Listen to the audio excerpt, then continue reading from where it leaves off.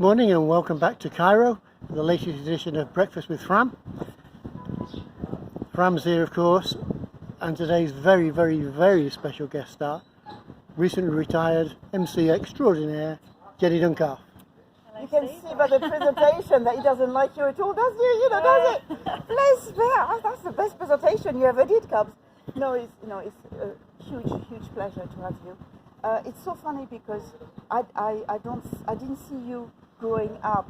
You know what I mean? I feel like you retired, and I'm like, what do you mean? She's, you for me, you're still junior. You never, what do you mean she's retiring? Yes, a great career. You seem to have found immediately something to do, which is quite extraordinary. For me, you're one of the best MCs, maybe the best one, because you managed to get into players' mind and let them speak. So tell me a bit, how did that come by? How did you get the MC job? Well, thanks first of all. But yeah, it was pretty much just a couple of years ago.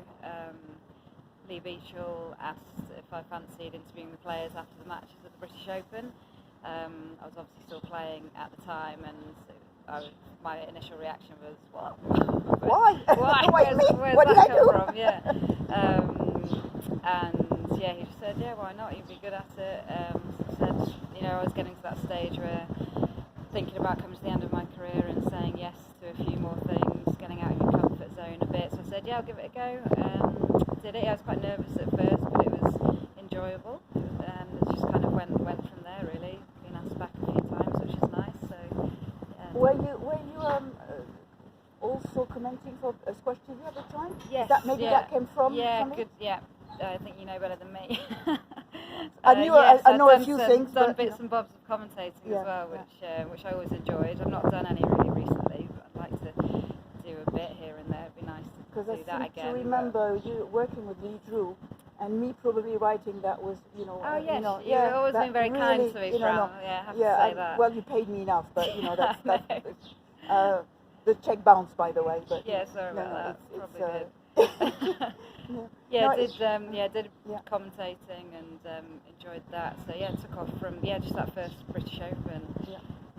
When you started your career, did you see yourself going where you went, or were you seeing yourself bigger or lower? Did you have expectation when you started your career? Yeah, I'd say I did actually, to be honest. I started when I was 9. Luckily, I love sport in general. Especially football when I was little, then hockey at school, but squash was always there as soon as I started. I was playing tournaments pretty quickly every single weekend. Luckily I was quite good at it. Is that something to do with David Pearson, or is it initially who David Pearson is in your life? Yeah, it definitely was. I mean, initially I just loved it and wanted to be on court as much as I can. My mum, met DP at the club. In fact, I think their first meetings weren't always great because my mum's quite a passionate woman, can be fairly volatile at times, but lovely, and quite extreme at times. And DP's a lot more reserved and quiet, especially back then.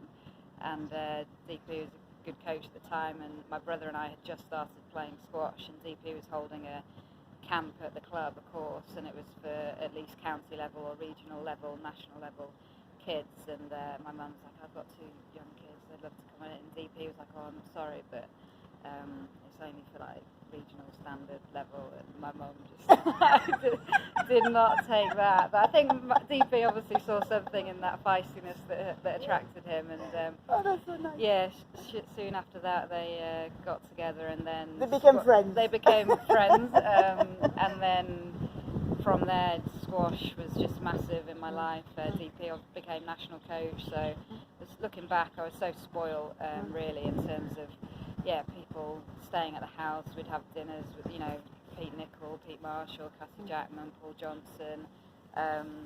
We're always at the house, and so for me, the path of becoming a professional squash player was always an option, and I was obviously inspired by all those players, and I was very much kind of because I was so into football when I was little. I knew all the players and things, and then squash, even when I was like 10, 11, 12, I'd be getting all the magazines and cutting out the figures. I had my own little book with like Cassie and Sarah Fitzgerald and Peter Nicol and stuff. It's pretty sad actually when you think about it now.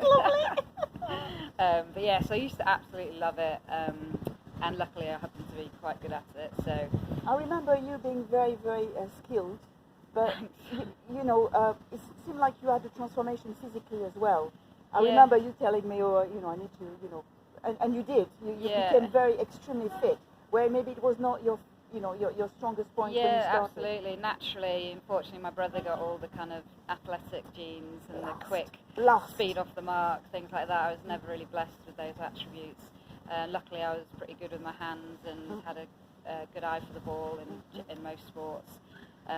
So yeah, got to this stage. I was always a little bit chubby. My brother always used to say I had the fat gene, which is coming out again since retirement. well, I wouldn't put it that way, that much. So got to the stage. I just wanted to play all the time. I was back then as well. It was slightly different. There wasn't, when you're a teenager, there wasn't too much emphasis on sports science and recovery and things like that as there is now. But I started, have to take care of myself. Sort of early 20s, I guess, mid 20s. Naturally, maybe dropped a bit of puppy weight and was running a bit more, which was always I always struggled with it, but I always gave me so much confidence going to tournaments. Obviously, if you've done the hard work, changed my diet a little bit. So physically, I got a lot better, and that was probably when I was at my peak. And also, you mature sort of mid to late 20s. That was when I kind of met Rach, who sort of I saw the way she lived a little bit. So diet example, that was an example of things changed a bit there.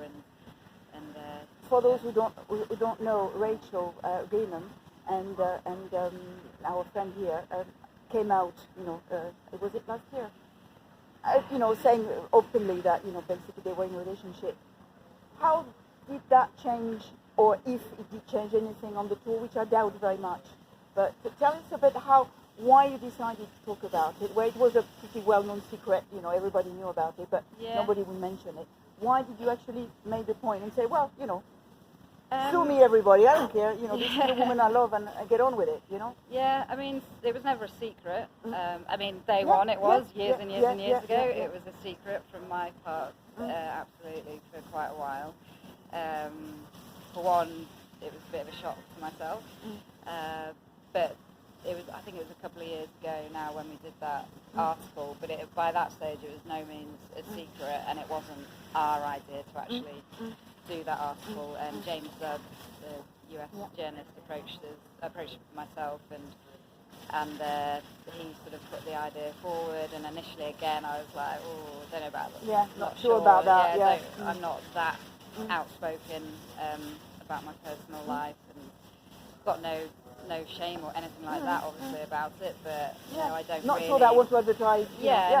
Just like heterosexual couples don't make a point of saying I'm with so-and-so kind of thing. But then the more I thought about it, and the more James, suggested it, and I did have a platform kind of to put it out there, and like I said, I've said a few times, if that kind of resonated with one kid or one, anyone, and they weren't aware perhaps, or if it helps just one person, seeing the normality in it, and if anyone could take anything from it, that was basically why we did it. And did it change anything for you in terms of squash, in terms of your, is there, because I asked Todd Harity the same thing when he came out, and he said, he said maybe there's one thing that changed a bit, he mentioned it, but he said the rest of the, squash world and absolutely no problem at all, which I think we are very open about. Yeah, absolutely, and before that, obviously, it's not like we're the first couple that people have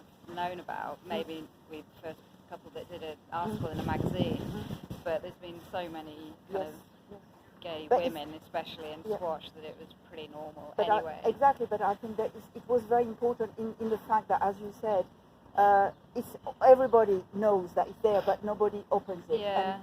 And why? This is the point, is why. Why wouldn't we talk about this?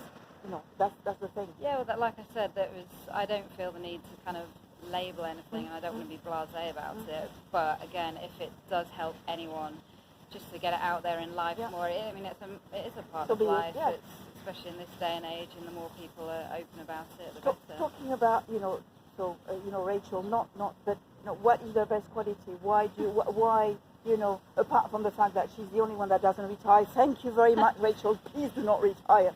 That she's absolutely probably my favorite player of all time with Nicole. But the way she plays and what in her life, what does she bring to you? What does she bring to you? Sorry, my English. Well, right now I've not heard from her for a couple of days, so. Hello, hello. Yeah, just probably initially, years and years ago, similar to you watching her play squash. There was the way she played, her demeanour. I can tell she was a good person. I think that's she's a very kind person, very selfless, and doesn't. I've never really been asked this before. You've never been on my show before. I know, God. She's just lovely, really, and she's just such a good soul. She doesn't need. It's frustrating at times. She sort of doesn't need any. Nothing's about her. She gets embarrassed, but she's been a fantastic squash player. She still thinks she hates coaching, for example, because she thinks she'd be like, why would anybody listen to me? What have I got to give them? Which is, I just think that's crazy. But it's kind of that's what she's like. She's very unassuming. She's great fun. Like obviously we get on really well, and I think you basically chose the right person. To make it, to close it, I would like you to tell us what is your best memory or your best memories. It can be as a squash player, it can be as an MC, if you talk with somebody when they are the biggest, win of their life, or what is, if you had to take it with you on an island, what is the memory you would take? Definitely my squash, something squash related. That probably because I've got Rach in my mind now because I've just been talking about it, but that period of my career, I hit my best form when I was with Rach, got to world number 2, beat Nicole a couple of times on the bounce, felt like I was playing really well, and it felt like I was literally on holiday, kind of, but obviously wasn't because I was with Rach. Everything was just so easy and so happy. Travelling the world, sharing hotel rooms, locations like this, playing squash every day, winning matches most of the time, winning tournaments. It was perfect, really. That sort of 3 years-ish, I'd say, that spell when I was about 27, 28. I think off the top of my head, around that time. And then, I've said it a few times, playing for England's always been my favourite thing. 4 Commonwealth Games, European Team Championships, I played 10 or so of those maybe. So those memories, I would say. Okay. Thank you very much, Jenny. Thanks, Fram. See you soon, people.